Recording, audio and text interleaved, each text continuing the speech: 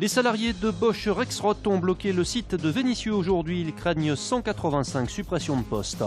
Polémique entre Gérard Collomb et Nathalie Perrin-Gilbert au sujet de la sécurité dans le 1er arrondissement. Enfin, plongée avec des champions d'apnée rencontrés à la piscine du Rhône.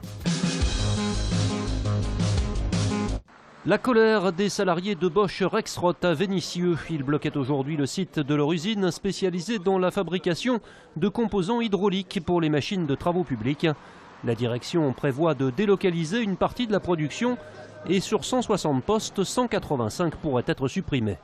Il y aura automatiquement des licenciements secs parce qu'il y a un schéma où on a une quarantaine de personnes, 45 pré-retraités d'ici 2018. 40 à 60 départs volontaires et le reste, voilà, qu'est-ce qu'on fait du reste? Les mesures d'économie qui sont demandées pour le site de Vénissieux sont disproportionnées par rapport à nos pertes. Les mesures d'économie nous demandent entre 19 et 20 millions d'euros d'économie sur un chiffre d'affaires de 80 millions d'euros à horizon fin 2018, donc dans 2 ans et demi maintenant. Et ces mesures d'économie passent par la délocalisation d'une de nos 2 activités en Turquie. Tout ce qui est pacte de responsabilité, CICE, crédit d'impôt recherche, ça représente quand même des sacrées sommes pour Bosch en France. Et voilà, et en contrepartie, ils font des plans de licenciement où ils séparent des salariés, quoi. La direction précise quant à elle qu'elle reste attachée à la poursuite des discussions pour un retour le plus rapide possible à une activité normale sur le site. Nouvelle manifestation contre la loi travail demain à Lyon. Il s'agira de la 7e. Le cortège partira à 13 h de la manufacture des tabacs pour suivre le cours Gambetta et rejoindre la place Bellecour. Les syndicats organisateurs espèrent amplifier la mobilisation pour obtenir le retrait du texte. Jour et nuit, on rencontre des problèmes. J'ai évité des agressions, il y a des choses qu'il y a 10 ans en arrière n'existaient pas. Le fait qu'il y ait une seconde caméra, c'est essentiel vu la taille de la place pour recouper tous les angles. À Lyon, la municipalité vient d'annoncer l'installation de nouvelles caméras de vidéosurveillance, notamment dans le 1er arrondissement, près de la place Satonnet. Selon Gérard Collomb, la sécurité s'est largement dégradée dans ce secteur. Je regardais sur le 1er arrondissement. De combien avait augmenté la délinquance en 1 an? De plus 38%.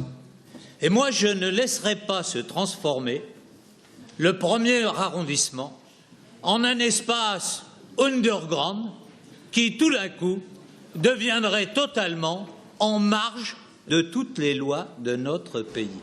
Une pierre dans le jardin de Nathalie Perrin-Gilbert, maire du 1er, qui n'a pas manqué de réagir vivement en conseil municipal. Tout d'abord, un maire d'arrondissement n'a pas de pouvoir de police. Vous le savez. Seul vous-même l'avez, ainsi que vos adjoints. Et plutôt que de vous interroger sur les outils et la politique que vous déployez, leur inefficacité, eh bien vous persistez, oui, en ne jurant que par les caméras, nous engageons ainsi dans votre échec. Cela signifie une certaine légèreté politique qui n'a pas de mise quand on est maire de Lyon. Des propos inadmissibles selon le cardinal Barbarin. L'archevêque de Lyon a demandé à 2 prêtres du diocèse de s'excuser pour leurs plaisanteries douteuses devant les médias au sujet de la pédophilie en marge de la réunion sur le sujet organisée lundi à Écully. Ma position, je n'ai pas violé beaucoup d'enfants. Je suis assez clean à ce sujet-là. Heureusement, parce que vous pourriez en faire partie, comme vous êtes très jeunes les uns les autres. La bonne opération de l'Asvel. Hier soir à l'Astrobal, les Villeurbanais ont corrigé Le Mans 90 à 56 en 32e journée de Pro A. La Green Team s'installe dans le top 8, profitant des défaites de Dijon et Paula Cortez, ses concurrents directs au play-off. Mais surtout, l'Asvel remporte la première de ces 2 confrontations face au Mans, avant le grand rendez-vous de la finale de Coupe de France qui opposera les 2 formations dimanche soir à Paris.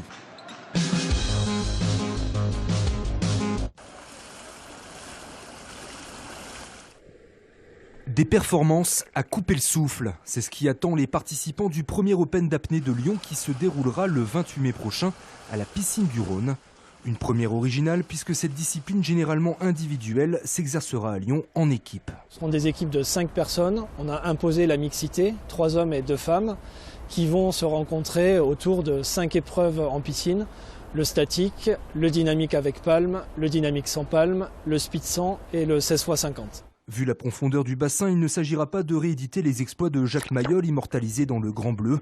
L'objectif des épreuves dynamiques est tout autre. C'est la plus longue distance, quel que soit le temps mis en apnée. Si on a deux athlètes qui font 150 mètres, un en 1 minute 30 et l'autre en 3 minutes, ils seront au même niveau sur le classement, à savoir la distance obtenue, 150 mètres. Et pour une première à Lyon, rien de tel que de s'entourer des meilleurs. Parmi les concurrents, Olivier Élu, vice-champion du monde, actuellement en pleine préparation pour une sélection en équipe de France. L'Open de Lyon, ce sera une superbe occasion pour prendre ses repères, car il se positionne juste une semaine avant les championnats du monde. Dans la préparation et l'affûtage d'avant-compétition, c'est un passage qui est très intéressant. L'opportunité aussi pour le public de découvrir cette discipline. D'ailleurs, l'entrée à la piscine du Rhône sera libre pour ce premier Open d'apnée à Lyon.